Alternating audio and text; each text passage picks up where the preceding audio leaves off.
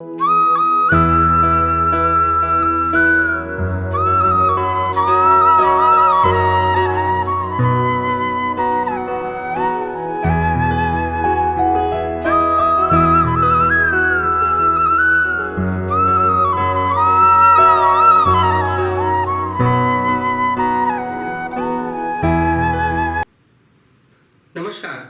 मैं एस्ट्रोलॉजर चंद्र प्रकाश वर्मा 27 नक्षत्रम से आप सभी का बहुत बहुत स्वागत करता हूं।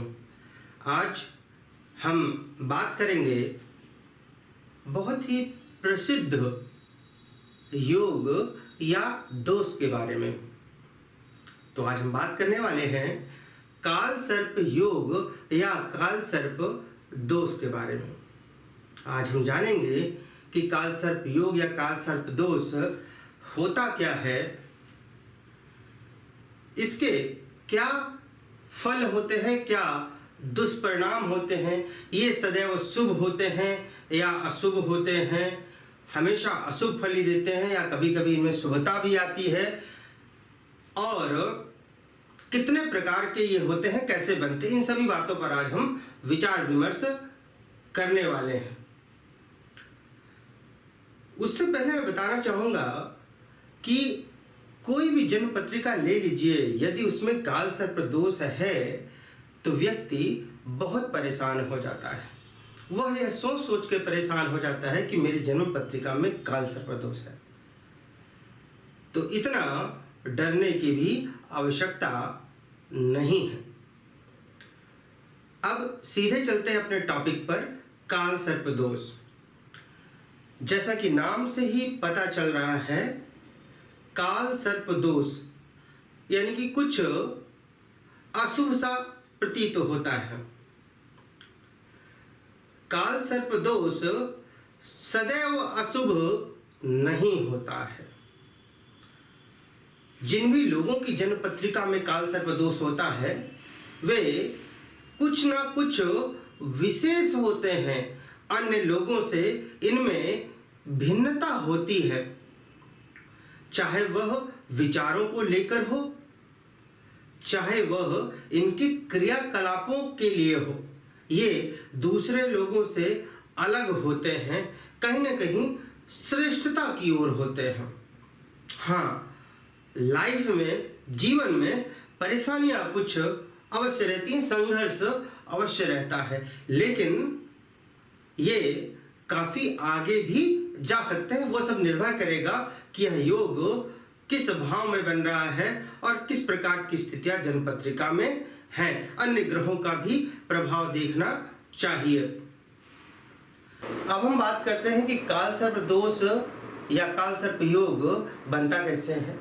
किसी भी जन्म पत्रिका में यदि राहु और केतु के एक ही तरफ सभी ग्रह विराजमान हो जाएं तो वह काल सर्प दोष कहलाता है। आइए एक काल्पनिक कुंडली के माध्यम से समझने का प्रयास करते हैं। यहां पर एक जन्म पत्रिका बना लेते हैं। यह एक जन्म पत्रिका है जिसमें 12 भाव हैं, और अभी अभी मैंने बताया किसी भी जन्म पत्रिका में राहु और केतु के एक ही तरफ सभी ग्रह हों। अब ध्यान रहे आपको यह बात हमेशा कि राहु और केतु सदैव एक दूसरे के आमने सामने विराजमान होते हैं लग्न पत्रिका में। यानी कि यदि राहु यहाँ पर है प्रथम भाव में तो केतु सप्तम भाव में होंगे। राहु जहां भी बैठेंगे केतु उसके सामने होंगे। राहु अगर यहां होंगे तो केतु यहां होंगे। तो राहु और केतु सदैव आमने सामने होते हैं, और इनके बीच में सभी ग्रह आ जाए। राहु और केतु यहां हैं, बाकी के सभी ग्रह यहां से लेके यहां तक या फिर यहां से लेके यहां तक राहु से केतु के बीच में या फिर केतु से राहु के बीच में विराजमान हो जाएं सभी ग्रह, तो वह कहलाएगा काल सर्प दोष। जैसे राहु प्रथम भाव में, केतु सप्तम भाव में, और मान लीजिए कि गुरु यहाँ पे द्वितीय भाव में, शनि द्वितीय भाव में, चंद्रमा यहाँ चतुर्थ भाव में, और शुक्र यहाँ पर है, बुध भी चंद्रमा के साथ हैं और यहीं पर सूर्य विराजमान है। कितने ग्रह हो गए? 2 2 4 5 6 7 8, एक ग्रह और मंगल यहाँ पर विराजमान है। तो इस प्रकार देख लीजिए कि 2 ग्रह राहु और केतु है, इनके बीच में 7 ग्रह और आ गए। राहु और केतु के एक ही तरफ सभी ग्रह आ गए, तो यहाँ पर काल सर्प दोष का या काल सर्प योग का निर्माण होता है। यही स्थितियां अगर इस ओर भी हो जाएं, कहने का मतलब जैसे सभी ग्रह इस ओर हैं राहु केतु के, तब भी काल सर्प योग का निर्माण होगा। अगर यही सभी ग्रह राहु और केतु की दूसरी तरफ हो जाएं, तब भी यही काल सर्प योग बनेगा, तब भी काल सर्प योग का निर्माण होगा। अगर कोई भी एक ग्रह राहु और केतु के बाहर दूसरी ओर चला जाए, उदाहरण के लिए हमने मान लिया कि गुरु यहां 9वें भाव में आ गए।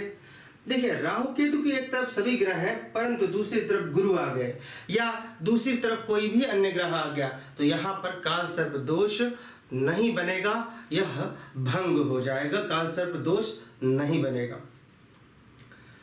एक स्थिति और होती है, उदाहरण के लिए सभी ग्रह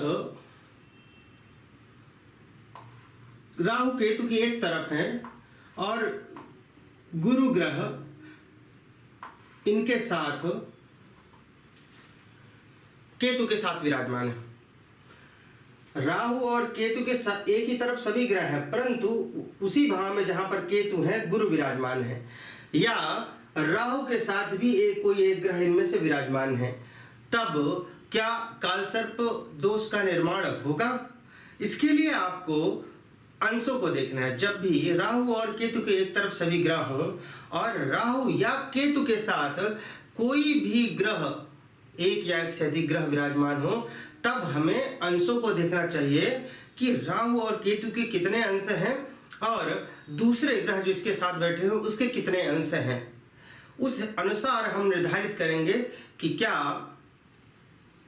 पूर्ण काल सर्प दोष है या आंशिक काल सर्प दोष है।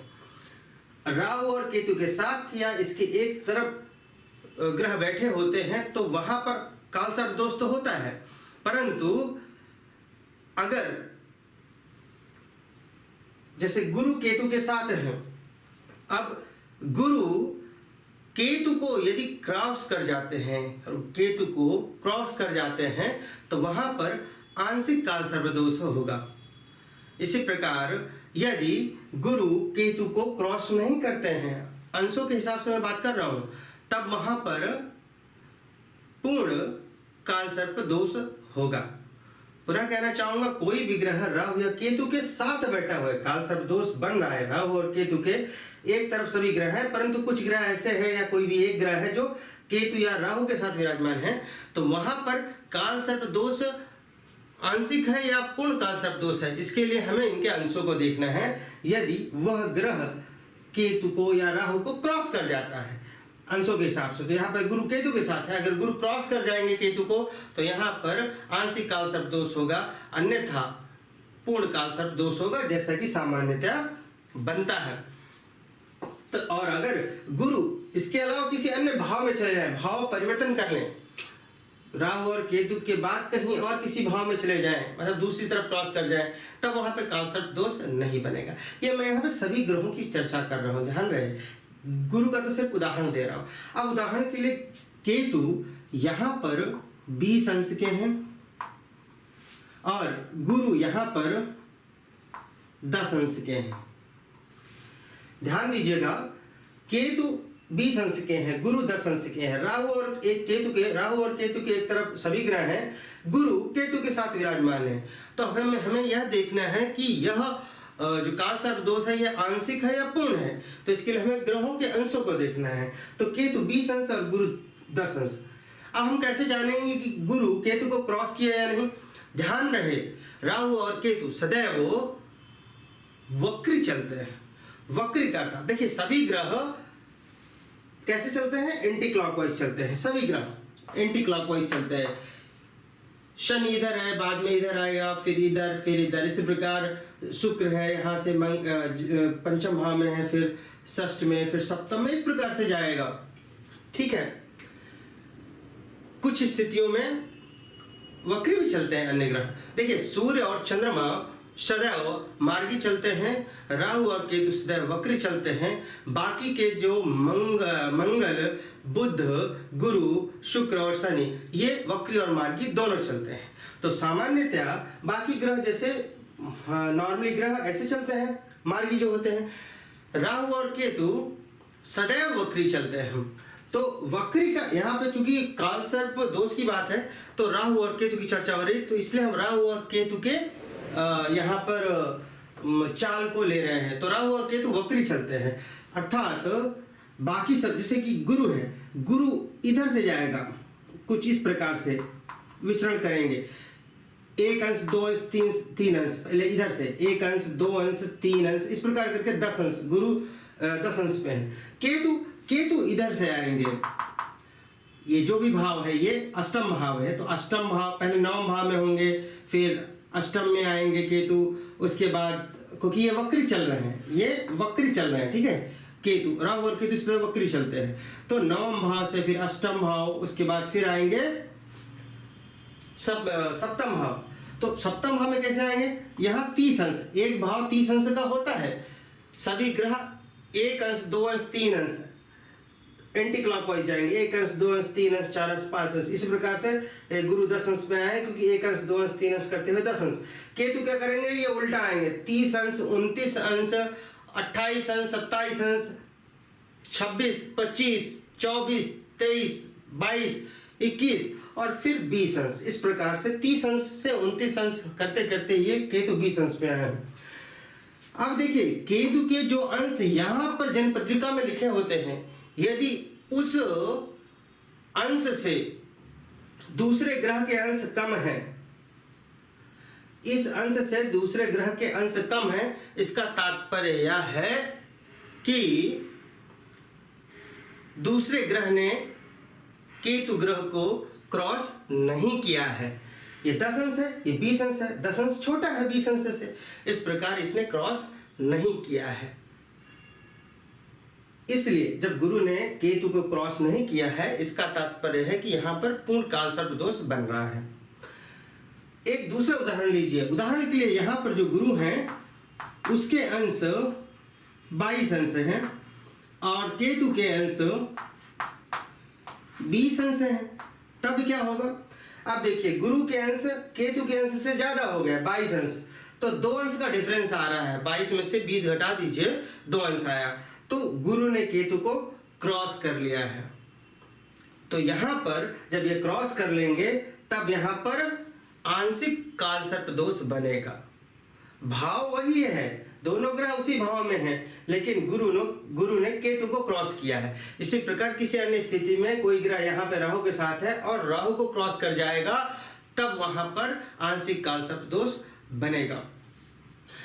आप इस उदाहरण में ऐसे भी समझ सकते हैं। देखिए, केतु 30 अंश से 29 अंश 20 अंश आया, यानी केतु ने सिर्फ 10 अंश ही तो भोगे हैं, 30 से लेकर 20 तक 10 अंश, और गुरु ने 10 अंश यहाँ पर भोगे हैं। सिर्फ दिशाएं चेंज हुई हैं, केतु उधर से आ रहा है, गुरु इधर से, तो 10 अंश गुरु चले हैं, 10 अंश केतु चले हैं। 20 अंश भले लिखा है, लेकिन 30 से 20 अंश है, यानी कि 10 अंश ही चले हैं। तो 10 अंश गुरु चले हैं, 10 अंश केतु चले हैं। तो गुरु को केतु को क्रॉस करने के लिए 10 अंश और चलना पड़ेगा, तभी तो वो 20 अंश पर पहुंचेंगे और उसके बाद वो क्रॉस करेंगे। तो कहने का मतलब दोनों अभी एक दूसरे को क्रॉस नहीं किए हैं। यहाँ पर मैं स्थितियां यही बताना चाह रहा हूं। तो सामान्य से समझने के लिए, सामान्य भाषा में समझने के लिए ध्यान दीजिएगा कि अगर राहु या केतु के अंश दूसरे ग्रह के अंश से ज्यादा है, केतु का अंश 20 अंश लिखा है, तो वह गुरु के 10 अंश से ज्यादा है, इसलिए यहाँ पर दूसरे ग्रह ने क्रॉस नहीं किया है। अगर गुरु का अंश यहाँ पे 22 अंश हो गया, देखिए ये केतु के अंश से ज्यादा हो गया, तब क्रॉस करेगा दूसरा ग्रह। गुरु ने यहाँ पर क्रॉस कर लिया है। जब क्रॉस कर लेगा कोई ग्रह राहु या केतु को उसी भाव में, तो वहां पर आंशिक काल सर्प दोष का निर्माण होगा। आशा करता हूं कि यहाँ पे आपको समझ में आ गया कि काल सर्प दोष बनता कैसे है।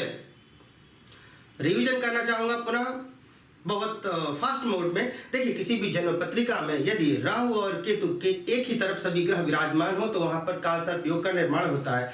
कोई ग्रह राहु या केतु के साथ बैठ जाए तो हमें वहां पर तब भी देखिए काल सर्प दोष तभी बनेगा, परंतु यदि वह ग्रह राहु या केतु को क्रॉस कर जाए तो आंशिक काल सर्प दोष बनेगा, अन्यथा काल सर्प दोष बनेगा ही बनेगा। क्रॉस कर जाएगा तब आंशिक काल सर्प दोष बनेगा। कोई ग्रह राहु, देखिए सभी ग्रह राहु केतु एक तरफ है और कोई ग्रह दूसरी तरफ चला जाए उस समय वहां पर काल सर्प योग या काल सर्प दोष नहीं बनेगा। यह रहा काल सर्प दोष। यह सदैव अशुभ नहीं होता, अशुभता होती है लेकिन सदैव नहीं होती है। ऐसे लोग दूसरे लोगों से हट के होते हैं, चाहे वे विचारों से हो चाहे वे अपने क्रियाकलापों से हो। ऐसे लोग बहुत उन्नति पर भी जाते हैं, लेकिन हाँ, जीवन में संघर्ष अवश्य रहता है। अब हम बात करते हैं कि काल सर्प योग या काल सर्प दोष। देखिए, जन्म पत्रिका में 12 भाव हैं, राहु और केतु की स्थितियां अलग अलग भाव में हो सकती हैं, तो उसी अनुसार अलग अलग प्रकार के काल सर्प दोषों के नाम हैं और उनके अलग अलग फल हैं।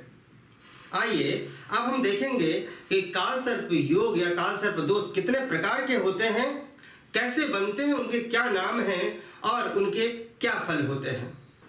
तो अब हम बात करेंगे कि काल सर्प योग कितने प्रकार के होते हैं, कैसे बनते हैं और उनके क्या फल होते हैं। आइए एक जन्म पत्रिका बना लेते हैं।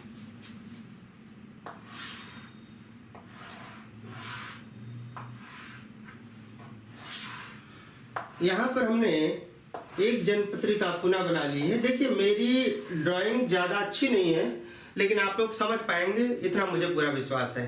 तो यहाँ पर एक जन्म पत्रिका हमने बना ली है।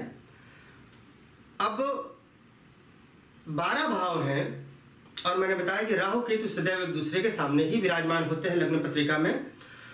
तो 12 प्रकार के काल सर्प योग भी बनते हैं राहु केतु की भाव में स्थितियों के अनुसार। 12 प्रकार के काल सर्प योग कौन कौन से? पहला है अनंत काल सर्प योग, दूसरा कुलिक, तीसरा वासुकी, चौथा शंखपाल, पांचवा पद्म, छठवां महापद्म, सातवां तक्षक, आठवां करकोटक, नौवां शंखचूड़, 10वां घातक, 11वां विषधर और 12वां शेषनाग। इस प्रकार से 12 काल सर्प दोष बनते हैं। आइए देखते हैं पहला काल सर्प दोष। जब किसी जन्म पत्रिका में राहु प्रथम भाव में हो और केतु सप्तम भाव में हो।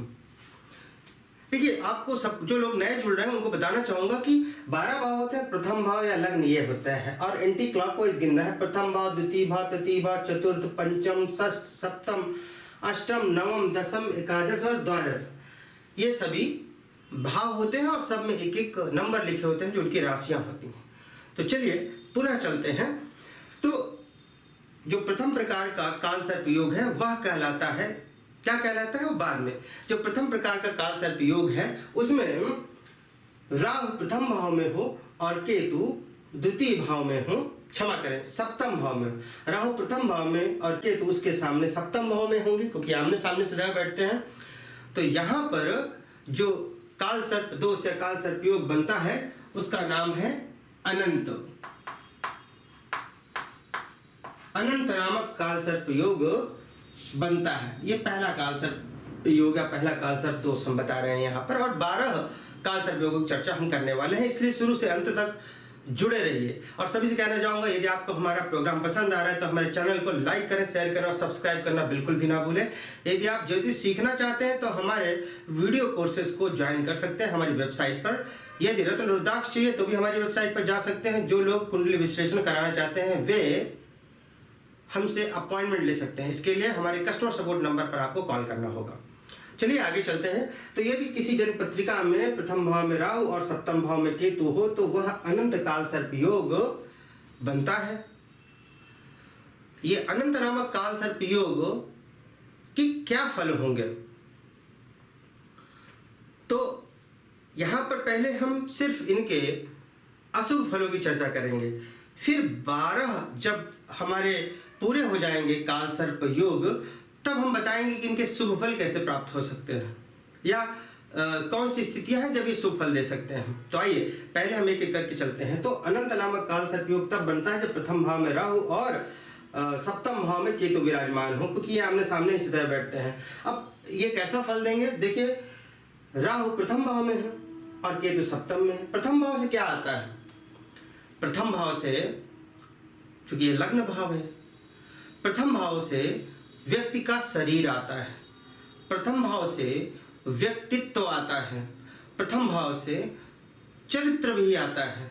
तो जिसके प्रथम भाव में राहु विराजमान होंगे और सप्तम में केतु और अनंत काल सर्प योग बनेगा, तो प्रथम भाव में राहु होने की वजह से ऐसा व्यक्ति के शरीर में व्याधियां हो सकती हैं, बीमारियां हो सकती हैं, ऐसे व्यक्ति का व्यक्तित्व खराब हो सकता है, व्यक्तित्व में बुराई हो सकती है, चारित्रिक दोष हो सकता है ऐसे व्यक्ति को। यह मस्तिष्क का भी भाव है, ऐसे व्यक्ति को मस्तिष्क संबंधित कोई समस्या भी हो सकती है। सप्तम भाव में केतु है, सप्तम भाव से आता है, ये लाइफ पार्टनर का भाव है, वैवाहिक जीवन का भाव है। तो वैवाहिक जीवन में समस्या हो सकती है ऐसे व्यक्तियों को, लाइफ पार्टनर के साथ इनके संबंधों में समस्या हो सकती है। और केतु सप्तम में है और सातवां भाव पार्टनरशिप का है, किसी प्रकार का भी पार्टनरशिप होती है। यदि कोई बिजनेस आदि कर रहे हैं तो उसमें भी पार्टनरशिप में समस्याएं होंगी। एक बात और बताना चाहूंगा, केतु एक ऐसे ग्रह हैं जिस भाव में भी बैठे होते हैं उस भाव से संबंधित चीजों में, उन भाव संबंधित चीजों के प्रति व्यक्ति संतुष्ट नहीं हो पाता है। तो ऐसा व्यक्ति वैवाहिक जीवन से संतुष्ट नहीं हो पाएगा, ये भी समस्या रह सकती है यहाँ पर। तो इस प्रकार से राहु और केतु, अगर प्रथम भाव में राहु और सप्तम में केतु है तो अनंत नामक काल सर्प योग या दोष बनता है, और उसके फल मैंने आपको भी बताए। अब हम बात करते हैं कि यदि द्वितीय भाव में, द्वितीय भाव ये है, द्वितीय भाव में राहु हो और ठीक इसके सामने अष्टम भाव में केतु बैठेंगे, तब जो काल सर्प दोष बनेगा वह होगा कुलिक नामक काल सर्प दोष। कुलिक, एक कुलिक नामक काल सर्प दोष बनाएंगे द्वितीय भाव में राहु और अष्टम में केतु होने पर। अब फल कैसा देंगे, तो आप ये देखिए कि उस भाव से आता क्या है। द्वितीय भाव धन का भाव है, द्वितीय भाव वाणी का भाव है, द्वितीय भाव परिवार का भाव है। तो ये धन का भाव है, धन इकट्ठा होने का भाव है यह। तो धन इकट्ठा होने में समस्या होगी जिसके द्वितीय भाव में राहु हो। वाणी का भाव है, ऐसे व्यक्तियों की वाणी खराब हो जाती है। तात्पर्य यह है कि ये अपशब्दों का इस्तेमाल करते हैं। द्वितीय भाव से परिवार आता है, तो परिवार में मनमुटाव होता है, पारिवारिक जनों के बीच मनमुटाव होता है जिनके द्वितीय भाव में राहु विराजमान हो। और अष्टम में यहां देखिए अष्टम भाव में केतु है यहां पर। तो अष्टम भाव से क्या आता है, अष्टम भाव हानि का भाव है, मान सम्मान की हानि होती है जिसके अष्टम भाव में केतु होते हैं। मान सम्मान की हानि करते हैं जिसके अष्टम भाव में केतु होते हैं। अष्टम भाव से दुर्घटनाएं भी आती हैं, आकस्मिक दुर्घटनाएं। तो अष्टम भाव में केतु है तो दुर्घटनाएं हो सकती हैं आपके साथ। इस प्रकार से यदि राहु द्वितीय भाव में और अष्टम में केतु है तो इनके एक सामान्य फलों को हमने जाना कि यहाँ पे जो पारिवारिक कलह हो सकती है, मनमुटाव हो सकता है, वाणी खराब हो सकती है, गाली गलौज इस प्रकार की घटनाएं हो सकती हैं। और यहाँ पर धन नहीं इकट्ठा होगा, धन इकट्ठा होने में समस्या होगी। यहाँ पर द्वितीय भाव में राहु और अष्टम में केतु होकर कुलिक नामक काल सर्प योग बना रहे हैं, कुलिक नामक काल सर्प दोष बना रहे हैं। केतु अष्टम में है तो ये मान सम्मान की हानि करते हैं, यहाँ पर दुर्घटनाएं हो सकती हैं इनके जीवन में। अब हम बात करते हैं कि यदि राहु किसी जन्म पत्रिका में राहु तृतीय भाव में हो, राहु तृतीय भाव में है और ठीक इनके सामने केतु होंगे नवम भाव में, तो यह जो काल सर्प योग बनेगा उसका नाम है, अनंत हो गया, कुलिक हो गए, अब ये तीसरा है, ये होगा वासुकी, वासुकी काल सर्प योग या वासुकी काल सर्प दोष। क्या होता है इसमें? राहु तृतीय भाव में है, यहाँ पर तृतीय भाव परिश्रम का भाव है, पराक्रम का भाव, साहस का भाव है। तो ऐसे व्यक्ति का जो परिश्रम होता है वह व्यर्थ जाता है। मेहनत अधिक करते हैं उतना अच्छा फल इनको उस परिश्रम के मुताबिक नहीं मिल पाता है।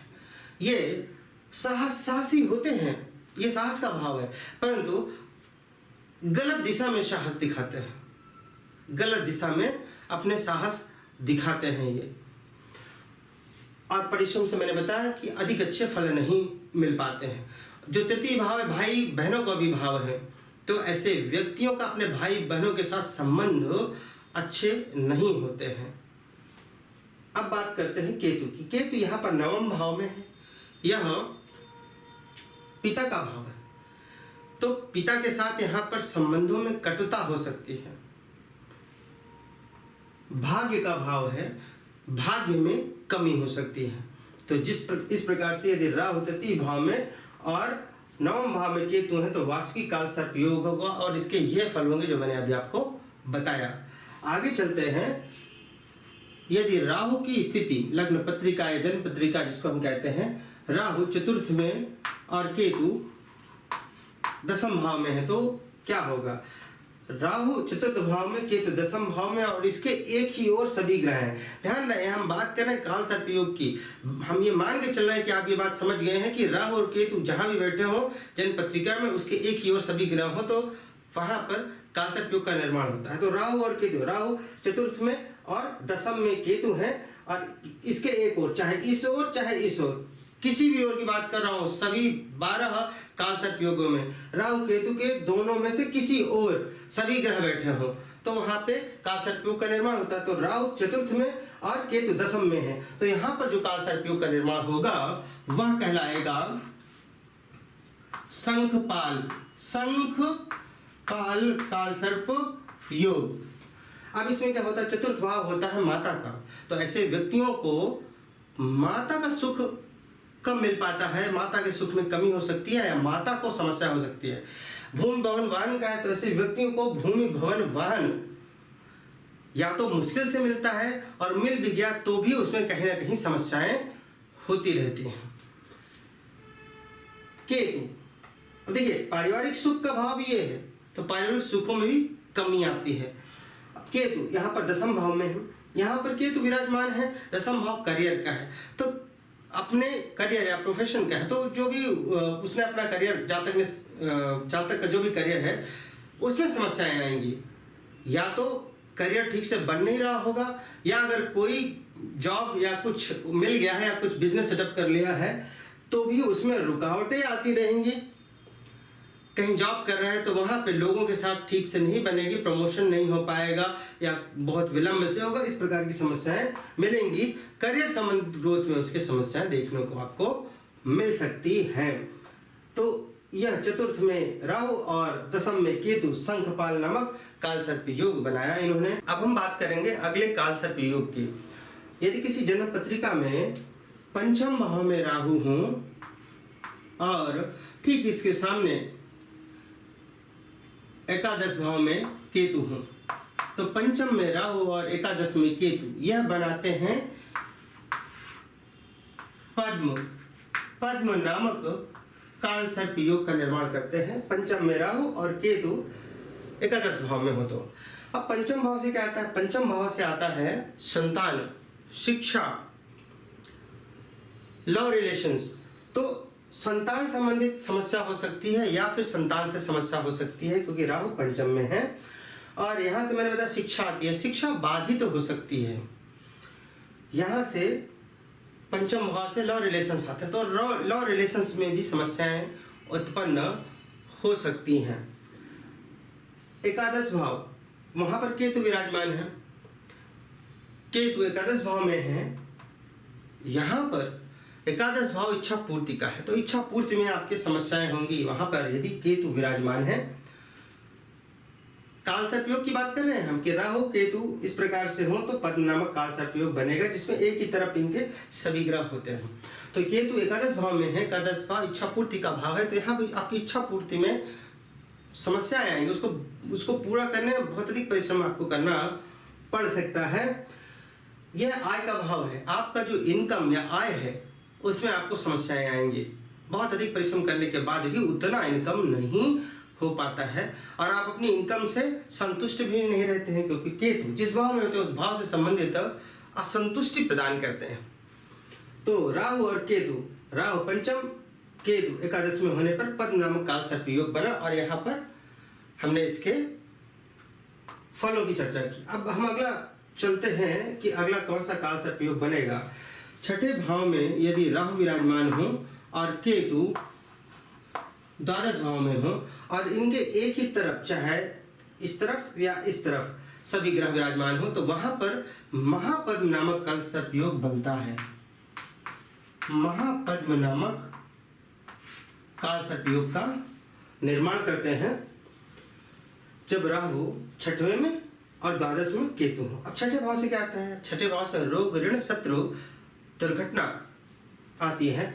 यहाँ पर राहु है, ऐसे व्यक्ति को रोग हो सकता है, बीमारियां हो सकती हैं, ऋण अर्थात लोन हो सकता है और शत्रुओं की संख्या बढ़ सकती है, दुर्घटनाएं हो सकती हैं, संघर्ष होता है उसके जीवन में। जिसके छठवें भाव में राहु बैठे हों, काल सर्पयोग की बात कर रहा हूँ, महापद्म नामक काल सर्पयोग बना रहे हो तो राहु छठवें में होंगे तो इनके जीवन में संघर्ष होता है, इनको बीमारियां हो सकती है, इनके शत्रुओं की संख्या ज्यादा हो सकती है, शत्रु हानि पहुंचा सकता है, दुर्घटनाएं भी हो सकती हैं, संघर्ष तो अवश्य ही होता है, ऋण की स्थिति पैदा हो सकती है। केतु द्वादश भाव में है, ये व्यय का भाव है, अनावश्यक व्यय हो सकता है और इस भाव से यात्राएं देखी जाती हैं, दूर की यात्राएं, व्यक्ति की दूर की यात्राएं व्यर्थ जा सकती हैं ऐसे व्यक्ति की। अगर ये विदेश में भी है तो वहां पे भी अधिक सफलता प्राप्त नहीं हो पाती, उसमें बड़ी समस्याएं आ सकती हैं यदि राहु और केतु इस स्थिति में हो, उनकी एक ही तरफ सभी ग्रह हैं और महापद्म नामक काल सर्पयोग बन रहा है तब। अब हम अगले योग की चर्चा करते हैं, अगला काल सर्पयोग की चर्चा करते हैं। वह यह है कि यदि राहु सप्तम भाव में हो और केतु प्रथम भाव में है और इसके एक ही तरफ सभी ग्रह हो, चाहे इस तरफ या इस तरफ, तो कौन सा योग बनता है? उस केस में जो योग बनता है, काल सर्पयोग बनता है, वह है तक्षक नामक काल सर्पयोग या तक्षक नामक काल सर्पदोष बनता है जब राहु सप्तम में और केतु प्रथम भाव में होते हैं। अब देखिए, सप्तम भाव वैवाहिक जीवन का है, तो ऐसे व्यक्ति का वैवाहिक जीवन में समस्याएं हो सकती हैं। ये लाइफ पार्टनर के साथ साथ पार्टनरशिप का भी भाव है। अगर आप कोई बिजनेस इत्यादि कर रहे हैं, किसी के साथ पार्टनरशिप में है, तो भी यहाँ अगर राहु बैठेंगे तो पार्टनरशिप में भी समस्याएं होंगी, प्रॉब्लम होंगी, परेशानियां होंगी। अब बात करते हैं हम केतु का। केतु देखिए यहाँ पर लग्न में, केतु लग्न में है। लग्न होता है व्यक्ति का शरीर, व्यक्तित्व, उसका चरित्र भी होता है। लग्न में यदि केतु है तो पहली बात, व्यक्ति अपने आप से संतुष्ट नहीं रहेगा। दूसरी, उसको व्याधियां हो सकती हैं, चारित्रिक दोष हो सकते हैं, व्यक्तित्व में कमी होती है, ये सब प्रॉब्लम हो सकती है यदि केतु प्रथम भाव में है और राहु सप्तम भाव में है और इनकी एक और सभी ग्रह हैं, चाहे इधर या इधर, और तक्षक नामक काल सर्पयोग बन रहा है तब। अब हम अगले काल सर्पयोग की चर्चा करेंगे। यदि राहु अष्टम भाव में है और केतु द्वितीय भाव में है, तो जो काल सर्पयोग या काल सर्पदोष बनता है वह कहलाता है कर्कोटक।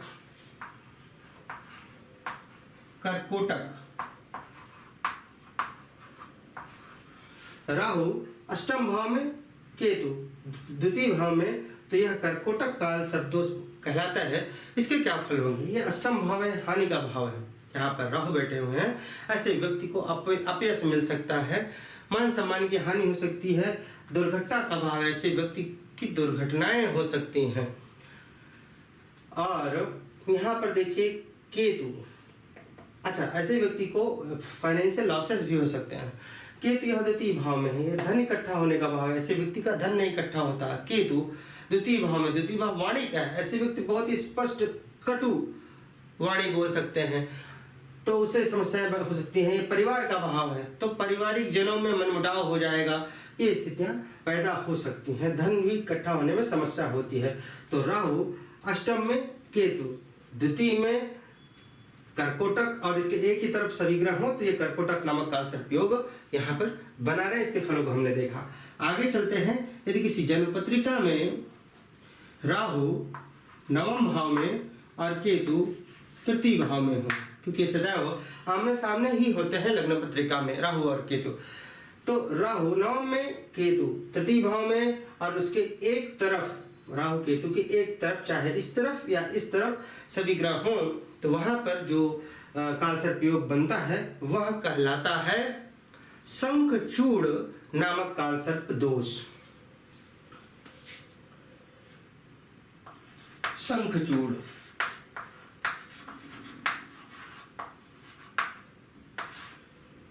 यस, तो यहां पर आप देख सकते हैं कि राहु नवम भाव में और केतु तृतीय भाव में है, तो यहाँ पर जो कालसर्प दोष का निर्माण हुआ है वह है शंखचूड़ नामक कालसर्प दोष।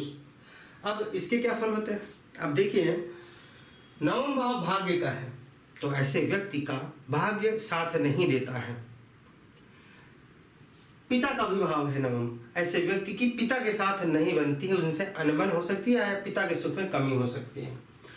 केतु, केतु यहाँ पर तृतीय भाव में, तृतीय भाई बहनों का घर है, भाई बहनों से सपोर्ट नहीं मिल पाता, भाई बहनों से मनमुटाव हो सकता है, उनसे नहीं बनती है। यह अधिक परिश्रम का भी घर है, तो यहाँ पर केतु तृतीय भाव में है, तो व्यक्ति जितना परिश्रम करता है उतना उसको फल नहीं मिल पाता है, अपने परिश्रम से वो खुद भी संतुष्ट नहीं रहता है।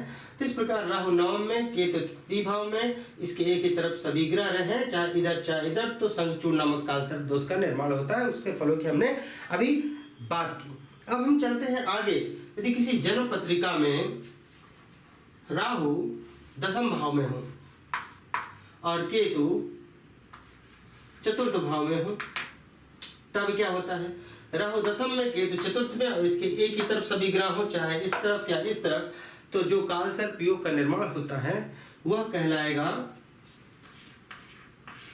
घातक नामक कालसर्प दोष बनाते हैं। ये घातक नामक कालसर्प दोष बनेगा यदि जन्मपत्रिका के दशम भाव में राहु और चतुर्थ भाव में केतु हो, एक ही तरफ सभी ग्रह हो, चाहे इस तरफ या इस तरफ, तो घातक नामक कालसर्प योग का निर्माण होता है।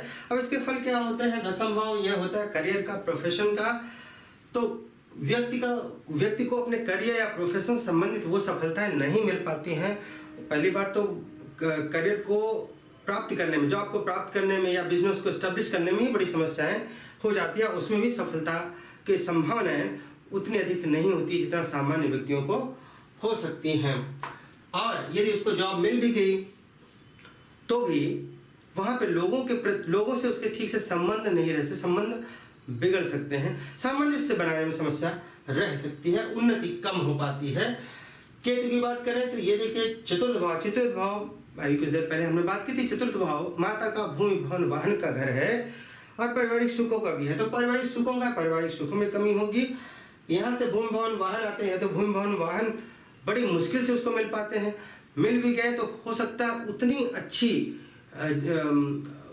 अच्छे प्रकार का भूमि भवन वाहन ना मिले, वह उनसे संतुष्ट भी नहीं हो पाता है कई बार, और माता के सुख में कमी या माता को समस्या हो सकती है यदि केतु चतुर्थ में है। तो इस प्रकार से राहु दशम में, केतु चतुर्थ में, एक ही तरफ, चाहे इस तरफ या इस तरफ सभी ग्रह, तो इस प्रकार घातक नामक कालसर्प योग का निर्माण करते हैं, उसके फलों को हमने जाना। अब हम बात करते हैं यदि जन्म पत्रिका में राहु एकादश भाव में हो और केतु पंचम भाव में हो, तब कौन सा कालसर्प योग बनता है। राहु एकादश भाव में, केतु पंचम भाव में, इसके एक ही तरफ, चाहे इस तरफ या इस तरफ, सभी ग्रह हो, तब जो काल सर्प योग का निर्माण होता है वो कहलाता है विषधर काल सर्प योग। विषधर। अब विषधर काल सर्प दोष क्या होता है? देखिए, राहु एकादश में, एकादश भाव आय का है, इनकम का है, तो इनकम संबंधी समस्याएं होती हैं ऐसे व्यक्ति को, आय नहीं हो पाती है, कम होती है, और ये भाव छोटी मोटी बीमारियों को भी है, तो ऐसे व्यक्ति को छोटी मोटी व्याधियां भी घेर कर रखती हैं। अक्सर वो छोटी छोटी बीमारियों से ग्रसित हो सकता है। ये इच्छा पूर्ति का भी घर है, उसको अपनी इच्छा पूर्ति करने के लिए बहुत परिश्रम करना पड़ता है। केतु यहाँ पर पंचम भाव में, पंचम भाव संतान का है, तो ये तो संतान सुख में कमी होती है, या संतान प्राप्ति करने में, या तो संतान उत्पत्ति में समस्या आती है, संतान से समस्या होती है, या शिक्षा का है तो व्यक्ति की शिक्षा में रुकावट हो सकती है। लव रिलेशंस का है, लव रिलेशंस में भी बड़ी समस्याएं आ सकती हैं, बड़े पापड़ बेड़ने पड़ सकते हैं। तो राहु एकादश में, केतु पंचम में, राहु एकादश में, केतु पंचम में, और एक ही तरफ सभी ग्रह हैं, तो वहां पर विषधर नामक काल सर्प योग का निर्माण होता है। इसके फलों को हमने जाना। अब हम बात करते हैं अगले काल सर्प दोष की, जिसमें द्वादश भाव में राहु हो और केतु षष्ठ भाव में हो, और एक ही तरफ चाहे इस ओर या इस ओर सभी बाकी के ग्रह हो, तो वहां पर जो काल सर्प योग का निर्माण होता है वह कहलाता है शेषनाग। शेषनाग काल सर्प दोष। राहु द्वादश भाव में, केतु षष्ठ भाव में यानी छठवें भाव में, एक ही तरफ सभी ग्रह हो, तो शेषनाग नामक काल सर्प योग का निर्माण होता है। अब देखिए, द्वादश भाव यह व्यय का भाव है, अनावश्यक खर्चे होगा ऐसे व्यक्ति का, और इससे दूर की यात्राएं आती हैं। दूर की यात्रा होगी लेकिन व्यर्थ की होगी, अनावश्यक रूप से यात्रा करनी पड़ सकती है। विदेश व्यक्ति जाएगा भी तो भी वहां पे उतनी सफलता मिलने की संभावना नहीं रहती है, बड़ी परेशानियों का सामना करना पड़ सकता है। केतु यहाँ पर देखिए षष्ठ भाव में है। अच्छा, यहाँ से बीमारियां भी आती हैं, हॉस्पिटल के खर्चे का घर है ये, तो हॉस्पिटल के खर्चों में भी व्यय हो जाता है। केतु यहाँ षष्ठ भाव में, रोग ऋण शत्रु दुर्घटना संघर्ष, इसके जीवन में संघर्ष होगा, इसके जीवन में काफी संघर्ष होता है, और उसको बीमारियां हो सकती हैं, उसको शत्रुओं की संख्या काफी हो सकती है, दुर्घटनाएं हो सकती हैं। तो इस प्रकार से राहु द्वादश भाव में हो और केतु षष्ठ भाव में हो, और एक ही तरफ सभी ग्रह हो, चाहे इधर या इधर, तो शेषनाग नामक काल सर्प योग का निर्माण होता है। इस प्रकार हमने देखा कि 12 काल सर्प योग या 12 काल सर्प दोष होते हैं। कौन कौन से होते हैं?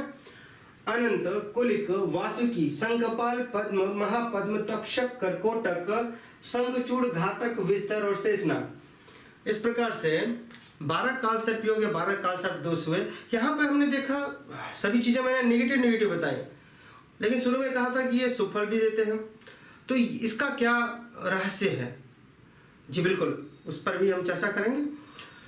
देखिए, राहु और केतु सदैव माहौल के अनुसार फल देते हैं। राहु और केतु जिस भाव में बैठे हों, जिस राशि में बैठे हों, उस राशि के स्वामी की स्थिति को देखिए। यदि वे अच्छी स्थिति में हैं तो ये भी अच्छे फल देंगे। राहु और केतु उच्च के हैं तो भी ये बढ़िया फल देंगे। राहु केतु यदि तृक भाव में हैं, राहु केतु यदि नीच राशि के हैं, राहु केतु यदि जिस राशि में बैठे हैं उसके स्वामी 6, 8, 12 यानी तृक भाव में चला जाए, राहु केतु जिस भाव में बैठे हैं उस भाव का स्वामी नीच राशि में चला जाए, या राहु और केतु जहां पर विराजमान है वहां पर अशुभ ग्रहों की अधिक दृष्टि पड़ जाए, पाप ग्रह अधिक बैठ जाएं, ये सारी स्थितियां तो खराब कर देंगी। तो अच्छाई के लिए क्या होना चाहिए कि राहु केतु मैंने बताया जहां बैठते हैं उस राशि के स्वामी के अनुसार फल देते हैं, और वो भाव कैसा है यह भी देखना चाहिए। तो तृक भाव में राहु केतु ना हो, यानी कि 6वें 8वें 12वें भाव में राहु केतु ना हो, नीच राशि में राहु केतु ना हो। राहु केतु उच्च के होते हैं वृष और मिथुन राशि में, क्षमा करें एक एक करके देखते हैं। राहु उच्च के होते हैं वृष और मिथुन में, यानी 2 और 3 नंबर राशि में। तो और केतु उच्च के होते हैं 8 और 9 नंबर राशि, वृश्चिक और धनु राशि में। तो राहु केतु उच्च के हो, राहु केतु त्रिक भाव यानी 6-12 भाव में ना हो। राहु केतु जिस भाव में बैठे हों, जिस राशि में बैठे हों, उसके स्वामी अच्छी स्थिति में हो तो वे अच्छे फल देने वाले हो जाते हैं। तब जो अभी जितने भी नेगेटिव बातें मैंने कही हैं काल सर्प योग के बारे में, उनमें कमी आती है। ध्यान रहे, मैंने ये नहीं कहा कि यह पूरी तरह से दोष रहित हो जाता है, ऐसा नहीं कहा। मैंने कहा इस दोष में कमी आती है। एक उदाहरण देते हैं, यहीं पर देख लीजिए। मान लीजिए कि यह एक जन्म पत्रिका है, 6 नंबर राशि यानी कि 6 नंबर राशि कन्या राशि, कन्या लग्न की कुंडली है ये। 6 यहाँ पे तो 7, 8, 9, 10, 11, 12, 1, 2, 3, 4 और 5। अब देखिए, मान लिया राहु यहाँ विराजमान है और केतु यहाँ विराजमान है, बाकी सभी ग्रह इधर बैठे हुए हैं कहीं, यहाँ से लेके यहाँ पूरे बैठ जाए, यहाँ से यहाँ। तो मान लिया हमने यहाँ से यहाँ तक बैठे हुए सारे ग्रह, यहाँ से लेके यहाँ तक सभी ग्रह विराजमान हैं। राहु और केतु यहाँ बैठे हैं, राहु दशम में है, केतु चतुर्थ में है। तो कौन सा काल सर्प दोष बनता है? अभी अभी हमने बात की है, घातक नामक काल सर्प दोष बनता है। ये घातक नामक काल सर्प दोष बनता है कि राहु दशम में और केतु चतुर्थ में हो और इनके एक तरफ सारे ग्रह बैठ जाए। अब देखिए, राहु 3 नंबर राशि में, 3 नंबर राशि मिथुन राशि हुई, मिथुन राशि के स्वामी हुए बुध। अब मान लिया बुध यहाँ लग्न में बैठ जाए। अब देखिए, बुध यहाँ पर कन्या राशि में स्वराशिस्थ है, बुध कन्या राशि में उच्च के होते हैं। तो राहु जहाँ बैठे हैं वे बहुत अच्छी स्थिति में बैठ गए हैं। राहु जहाँ बैठे हैं उनके स्वामी मिथुन राशि में राहु बैठे हैं और इनके स्वामी बुध उच्च राशि में लग्न में विराजमान है। तो यहाँ पे राहु तो अच्छा फल देंगे बहुत। और देखिए, 3 नंबर राशि है, 3 नंबर राशि मिथुन राशि में राहु उच्च के होते हैं, 2 और 3 नंबर राशि में राहु उच्च के होते थे, यहाँ राहु भी उच्च के हैं। केतु को देखिए, धनु राशि में 9 नंबर राशि में केतु भी उच्च के होते हैं। अब सोचिए, गुरु यहाँ पे है, गुरु इसके स्वामी हैं, ठीक है। और उदाहरण के लिए वे भी कहीं बैठ जाते हैं, यहीं पे बैठ गए गुरु, तो गुरु भी अच्छी स्थिति में बैठ गए। देखिए, लग्न में जाकर विराजमान हो गए, अच्छी स्थिति में ही है। या गुरु यहाँ भी ना रहे तो गुरु यहाँ विराजमान हो गए, कोई दिक्कत नहीं है, ठीक है। तृतीय भाव में विराजमान हो गए, अपने मित्र की राशि में है, कोई ऐसी समस्या नहीं। तो जिस भाव में राहु केतु बैठे हैं, पहले देखिए यहाँ पे उच्च के हैं, बहुत बढ़िया बात है। उच्च के ना भी हो तो जिस राशि में बैठे हैं, गुरु यहाँ पर ठीक ठाक घर में बैठे हुए हैं मित्र राशि में, बुध यहाँ पर अपनी उच्च राशि में बैठे हुए हैं जिसके घर में राहु बैठे हैं, तो राहु और केतु यहाँ पर अच्छे फल देंगे। तो हम कह सकते हैं काल सर्प दोष तो है, परंतु इसमें शुभता भी तो उतनी है। और अगर और शुभ ग्रहों की दृष्टि पड़ जाए, और शुभ ग्रहों की दृष्टि पड़ जाए इन पर, या शुभ ग्रह इनके साथ बैठ जाए राहु और केतु के साथ, तो और भी अति उत्तम। तो राहु केतु यहाँ पर भले ही काल सर्प योग बना रहे कि राहु केतु बैठे हैं, उसके एक ही तरफ सारे ग्रह हैं, परंतु देखिए जिस राशि में बैठे उनके स्वामी अच्छी स्थिति में है, ये स्वयं भी अच्छी स्थिति में बैठे हुए हैं, इन पर शुभ ग्रहों की भी दृष्टि पड़ जाती है, तो यहाँ पर शुभता आएगी। इसी प्रकार से जितने भी काल सर्प दोष आपकी जन्मपत्रिका में बन रहे हो, डरिए नहीं, आप देखिए उसमें शुभता क्या क्या आ रही है। अब उदाहरण के लिए, ये तो मैंने अच्छाई वाली बात बताई, उदाहरण के लिए आप मान लीजिए राहु और केतु, इनमें से कोई ग्रह अशुभ स्थिति में है, तब क्या करना है? जो ग्रह अशुभ स्थिति में हो राहु केतु में से, आप उनका दान कीजिए, आप उनके बीज मंत्रों का जाप कीजिए या फिर राहु केतु की शांति कराइए। आपको इनकी अशुभ फलों में कमियां देखने को मिलेंगी और शुभता बढ़ेगी। राहु के लिए रुद्राक्ष और केतु के लिए रुद्राक्ष भी धारण कर सकते हैं। राहु के लिए 8 मुखी और केतु के लिए 9 मुखी रुद्राक्ष आप धारण कर सकते हैं, यदि आपकी जन्म पत्रिका में यह दोष बन रहा हो तो कौन सा दोष? काल सर्प दोष। कैसा भी काल सर्प दोष हो, 8 मुखी और 9 मुखी रुद्राक्ष धारण कर सकते हैं। शिवलिंग पर नित्य जल चढ़ाइए, शिवलिंग पर नित्य जल चढ़ाइए, छल कपट से दूर रहिए। और जो भी ग्रह, चाहे राहु हो या केतु, जो अशुभ स्थिति में हो, विशेषकर उसका दान आप करिए, आपको 100% लाभ देखने को मिलेगा। ये कब प्रभावी होते हैं? राहु और केतु अगर किसी भी जन्मपत्रिका में इन 12 में से कोई सा भी काल सर्प योग बना रहे हो, विशेषकर तब ये अपने अशुभ फल देते हैं जब इनकी दशा या अंतरदशा चल रही होती है, तब विशेषकर। तो उस समय विशेषकर आपको ध्यान रखना चाहिए। वैसे कई बातें तो होंगी जो मैं और बताना चाह रहा हूं, लेकिन समय अभाव में नहीं कह रहा हूं, क्योंकि टॉपिक बहुत बड़ा हो चुका है। फिर भी मुझे लगता है कि एक सामान्य से भी अधिक की जानकारी मैंने यहाँ पर आपको देने की कोशिश की कि काल सर्प योग होता क्या है, कैसे बनता है, कितने काल सर्प योग होते हैं, उनके नाम क्या हैं और उनके क्या क्या फल हो सकते हैं, किस तरह से आप स्वयं जान सकते हैं। और उनके उपाय भी मैंने बताए कि आप उनके रुद्राक्ष धारण कर सकते हैं, उनके दान कर सकते हैं और उनके बीज मंत्रों का जाप कर सकते हैं, उनके ग्रह शांति करा सकते हैं। विशेषकर ये कब फल देते हैं? जब उनकी दशा अंतर्दशा चल रही होती तब। ऐसा नहीं है कि जिसकी जन्मपत्रिका में काल सर्प योग बन रहा है तो हर चीज को काल सर्प योग से ही जोड़ना है, नहीं, ऐसा नहीं है। यदि राहु केतु का उस समय नहीं चल रहा है तो आपको उससे डरने की आवश्यकता नहीं है, डरने की तो आवश्यकता ही नहीं है। आप उपाय कीजिए और जीवन जिए, यही है काल सर्प योग जो हमने अभी बात की। तो कोई भी काल सर्प दोष है, नाम से मत घबराइए, उनके उपाय कीजिए और उनके अशुभ फलों में कमी कीजिए, शुभ फलों में वृद्धि होगी। एक बात और कहना चाहूंगा, विद्वानों में अक्सर मत देखने को मिलता है यहाँ पर काल सर्प योग या दोष के बारे में। बहुत से विद्वान इस बात को नहीं मानते हैं, क्योंकि जो पुरानी पुस्तकें हैं उसमें काल सर्प योग का वर्णन नहीं मिलता है। लेकिन कुछ सालों पहले से, 50, 60, 70 साल पहले से काल सर्प दोष या काल सर्प योग का वर्णन मिलने लगा। तो बहुत से विद्वान काल सर्प योग को नहीं मानते हैं, वे कहते हैं नहीं, काल सर्प योग नाम की कोई चीज नहीं होती है। और कुछ विद्वान मानते हैं कि काल सर्प योग होता है, भले ही पहले की पुस्तकों में ना रहा हो इसका वर्णन।